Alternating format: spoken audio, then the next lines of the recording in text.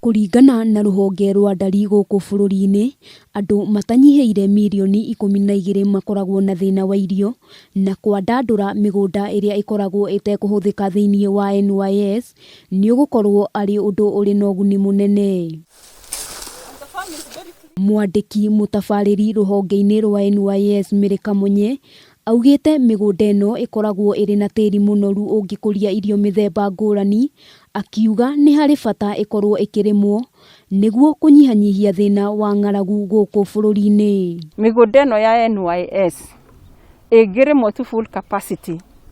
In fact, just NYS alone no matũteithie kũnyita target ya food security. Yes, tondũ mena mĩgũnda mĩnene mũno, 3,300 acres, mĩgũnda very fertile. Kamunye arĩtio hĩndĩ ya icera mwena wa Mavoroni Athi River kaunti-inĩ ya Machakos, akiuga mĩtaratara nĩ mĩarĩre ya ũrĩa ũrĩmi ũgũkorwo ũgĩtwarithio na mbere na njĩra ĩrĩa yagĩrĩire, akiuga ciringi birioni 1 nĩ cigĩtwo keheri cia kũgacĩrithia ũrĩmi ũyũ. Na nĩ tũra hope mbeca nĩ ikuoneka na resources nĩ ikuoneka tũhote gũteithia thirikari na bũrũri kũgĩa na irio cia kũigana.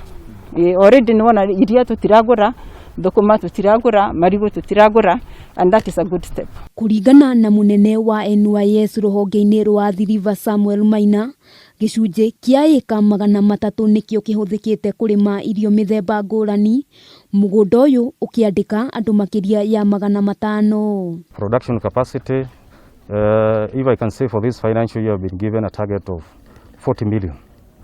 And those 40 million, we are able to raise them from the crops that we have been able to see. And once we do the harvesting, we consume them. We consume them in the unit at unit level, and we raise A&A. Handũ-inĩ ha Kameme TV, rĩtwa rĩakwa nĩ Wambui wa Njũgũna.